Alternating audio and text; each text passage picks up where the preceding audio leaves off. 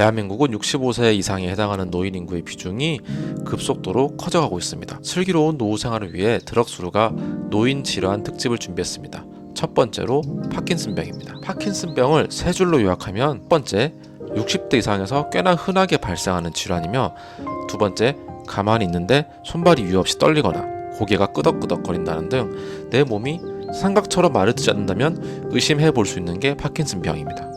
세 번째로, 파킨슨병은 뇌 속에 명령을 전달하는 물질의 문제가 있기 때문에 발생하는 뇌 질환의 일종입니다. 파킨슨병 이름만 딱 들었을 때 뭔가 최근에 발견된 질환, 새로운 질병 같은 느낌을 받지 않으세요? 영어로 된 이름이라 더 그런 것 같은데요. 과거 기록에 따르면 꽤나 오래전부터 파킨슨병 환자들이 있었어요. 파킨슨병이라고 이름 붙인 첫 번째 인물은 1817년 영국의 제임스 파킨슨이라고 하는 분이고요. 본인의 이름을 따왔습니다. 그리고 신경과학의 아버지라고 알려진 장 마르탱 샤코라는 분에 의해서 파킨슨병이라는 진단명이 본격적으로 사용되기 시작되었다고 합니다. 하지만 이보다도 더욱 훨씬 전부터 파킨슨병이라고 할 만한 증상들이 기록되었음을 알 수 있는데요. 고대 중국의 의학서적인 황제내경에 따르면 떨림과 경직, 머리를 웅크리고 눈은 한 곳을 응시하며 몸통은 앞으로 숙이고 걸을 때 떨림이 있다 라는 기록이 있었고요. 르네상스 시대 레오나르도 다빈치의 저술에 따르면 마비 환자, 패럴라이틱스, 영혼이 없는 듯 머리와 손과 사지를 떨며 움직이는 자들이라는 기록이 남아있었다고 하고, 그리고 여러분들께서 익숙하신 셰익스피어의 희곡 리처드 2세 1막 2장 중에 따르면 나는 빨리 그대를 벌하고 싶지만 이제는 느리고 떨리는 내 팔로는 그렇게 하지 못할 것 같다 라는 탄식이 있습니다. 세 가지 기록에서 공통적인 점은 몸이 떨린다, 손과 발 등이 내 마음대로 움직이지 않는다 라는 것인데요. 네, 맞습니다. 이러한 운동 이상 증상이 파킨슨병의 대표적인 증상입니다. 의학적으로는 안정 상태 떨림, 가만히 있는 편한 상태에서 특이적으로 몸이 떨리는 것인데요. 손이나 다리, 턱, 혀, 입술 등이 이유 없이 떨리게 됩니다. 혹은 근육이 딱딱하게 긴장되어 뻣뻣한 상태에 이르는 경직, 이상하게 일상적인 활동들이 마음처럼 되지 않는 운동완만 증상, 예를 들어서 단추를 끼운다든지 글을 쓴다든지 옷 입기, 양치질 이런 일상생활들이 잘 안 되는 것이지요. 그리고 파킨슨병의 질환이 악화될 경우 허리나 관절의 통증을 유발하며 우울증, 치매, 수면장애와 같은 신경정신계 증상까지 확장될 수도 있습니다. 요약하면은 파킨슨병 자체가 생명을 위협하거나 죽을 병은 아니지만 일상생활을 보내는데 여러모로 불편함을 초래하여 노년기 삶의 질을 매우 떨어뜨릴 수 있다는 것입니다. 한평생 우리가 배우자와 사랑하며 살면 좋겠습니다만 결혼 30년 차, 40년 차가 되면 아무래도 내 배우자가 아이구야 예뻐 죽거나 하진 않잖아요. 그런 와중에 물을 질질 흘린다거나 대소변을 가리는데 어려움을 겪는다거나 혼자서 옷도 잘 못 입고 한다면 아무래도 좋았던 부부관계에 금이 갈 수 있겠죠. 어르신들께서는 아니 내가 파킨슨병이라니 라며 충격을 받으실 수 있는데요. 파킨슨병은 생각보다 흔한 질환입니다. 통계적으로 60대 이상의 1% 이상이 파킨슨병을 앓고 있는 것으로 추정되고 있고요. 2017년 기준으로 전 세계 파킨슨병 환자는 약 600만 명으로 추산되고 있습니다. 파킨슨병의 주요 증상이 운동장애나 떨림 등이기 때문에 어르신들께서는 내가 그동안 운동이 너무 부족했나? 앞으로 좀 운동을 하면 이런 게 나아지려나? 생각할 수 있습니다. 하지만 파킨슨병의 원인은 다름 아닌 우리의 뇌에 있습니다. 예를 들어서 오늘 이마트에서 삼겹살을 반값에 판다고 하니까 꼭 사러 가야겠다 이렇게 결심을 하게 되잖아요. 그러면 누워있던 몸을 일으키게 되고 옷을 입고 신발을 신고 마트로 향하게 됩니다. 이 모든 개별적인 움직임은 뇌가 각각의 신체에 명령을 내리기 때문이에요. 이런 그림과 같이요. 그런데 뇌는 명령을 올바르게 내렸는데 명령이 손발 등에 전달되지 않을 경우는 어떻게 될까요? 내 생각과는 다르게 몸이 말을 듣지 않게 됩니다. 명령 전달은 누가 할까요? 그것은 바로 도파민이라고 하는 물질이 우리 뇌의 명령을 전달합니다. 도파민이 뇌의 명령을 각각의 신체에 전달하는 메신저 같은 역할을 합니다. 그런데 뇌 속에는 흑질이라는 곳이 있습니다. 흑질에 도파민 신경세포가 모여 있는데요. 그런데 흑질의 도파민 신경세포가 무슨 이유인지 모르겠으나 파괴되면 도파민의 양 또한 줄어듭니다. 그러면 명령을 전달하는 메신저가 사라지는 거잖아요. 네, 그렇습니다. 파킨슨병은 뇌의 명령이 손, 발 등의 신체로 잘 전달되지 않아서 머리와 몸이 따로 노는 상태라고 볼 수 있습니다. 따라서 파킨슨병의 치료 방법 또한 헝클어진 뇌의 명령 전달 체계를 원상복구하는 과정으로 이해하시면 되겠습니다. 파킨슨병의 주요 원인으로 지목되는 것은 뇌의 흑질의 도파민 신경세포가 점차 사멸된다는 것인데요. 그래서 간단하게 부족한 도파민을 보충하기 위한 약물이 오래전부터 사용되고 있습니다. 대표적인 약물은 레보도파라는 약물입니다. 이름에서부터 뭔가 도파민스러운 느낌이 나는데요. 레보도파는 우리 몸에서 특정 효소에 의해서 도파민으로 변환이 됩니다. 그러면 그냥 도파민을 먹으면 되지 왜 한 차례 변환이 필요한 레보도파를 먹는 것일까요? 그건 바로 혈액 뇌 장벽의 존재 때문입니다.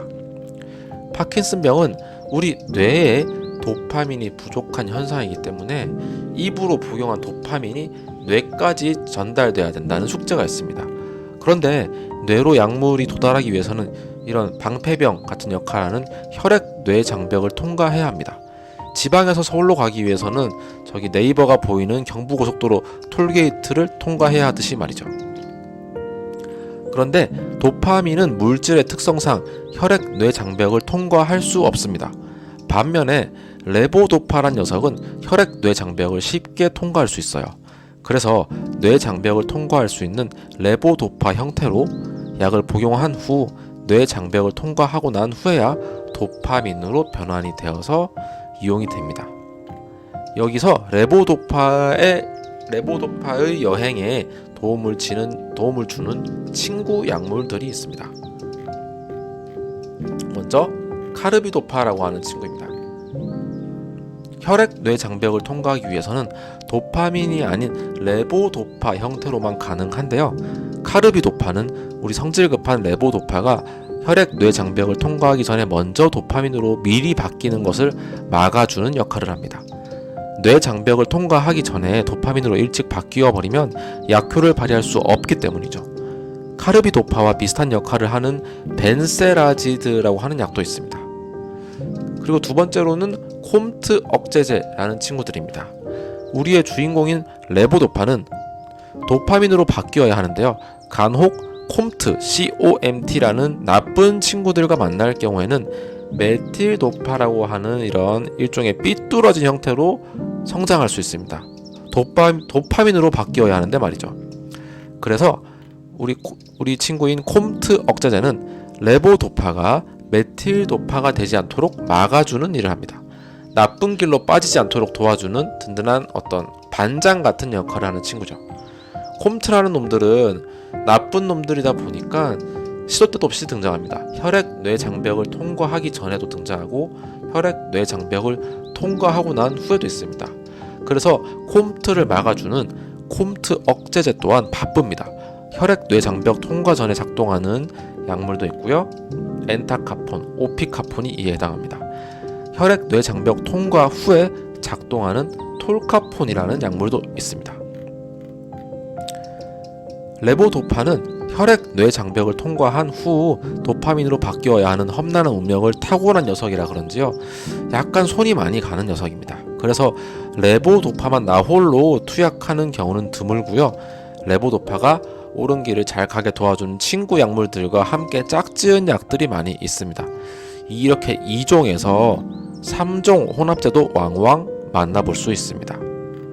그런데 파킨슨병 증상을 보여 레보도파를 포함한 약물로 치료받는 분들이라면 주의하실 게 하나 있습니다.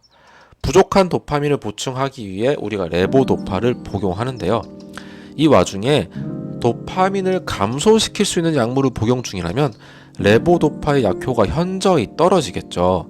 도파민을 감소시키는 대표적인 약은 정신과 약물입니다. 예를 들어 클로르프로마진, 아빌리파이, 자이프렉사 같은 우울증 약을 복용 중인 분들이라면 주치의와 치료 계획을 면밀히 상담하시는 게 좋겠습니다. 그런데 문제는 파킨슨병 증상을 보이는 분들이 우울증도 함께 앓고 있는 경우가 많다는 것입니다. 그렇지 않겠습니까? 그 파킨슨병을 앓았던 대표적인 인물이 무하마드 알리라는 그 복싱 선수인데요. 막 링 위를 나비처럼 날아다니던 분이 어느 순간 뇌에 질환이 와서 옷도 제대로 못 입고 물컵에 물도 질질질 흘리고 얼마나 본인이 자괴감이 들고 괴롭겠습니까? 그래서 파킨슨병 증상을 보이는 분들이 우울증도 함께 오는 경우가 매우 많은데요. 그러기 위해서는 우울증, 파킨슨병 모두 잡기 위한 약물 선택이 매우 중요합니다. 파킨슨병이 있는 우울증 환자의 경우 에스시탈로프람이라고 하는 선택적 세로토닌 재흡수 억제제가 권장되고 있는데요. 그렇기 때문에 우울증을 앓고 있는 환자분이라면은 반드시 주치의와 상담하셔서 적절한 치료 계획을 세우시는 게 좋겠습니다. 파킨슨병 치료제 두 번째 약물은 도파민 작용제입니다. 도파민 작용제는 있는 도파민을 잘 활용해보자 라는 컨셉인데요. 일단 파킨슨병이 도파민이 부족해서이기 때문인데 도파민이 많이 있어도 제대로 활용을 못하는 경우에 파킨슨병으로도 또 진행이 될 수 있습니다. 이런 경우 도파민과 결합하는 부위를 어떤 정신 차리게 활성화하게 도와주는 도파민 작용제라는 계열 또한 파킨슨병 치료제로 많이 활용됩니다. 도파민 작용제는 도파민이 있어도 잘 활용을 못하고 못 써먹으니까 그래 떠다 먹여주자, 이렇게 그림처럼 박명수 씨에게 팝콘을 떠다 먹여주자 라는 컨셉인데요. 대표적으로는 브로모크립티드, 프라미팩솔, 로피니롤이라는 이름의 약들이 도파민 작용제에 해당합니다. 도파민을 받아먹는 부위는 총 5개가 있습니다. 도파민의 D를 따서 D1부터 D5까지 있는데요. 도파민 작용제는 주로 D2, D3 부위와 친합니다.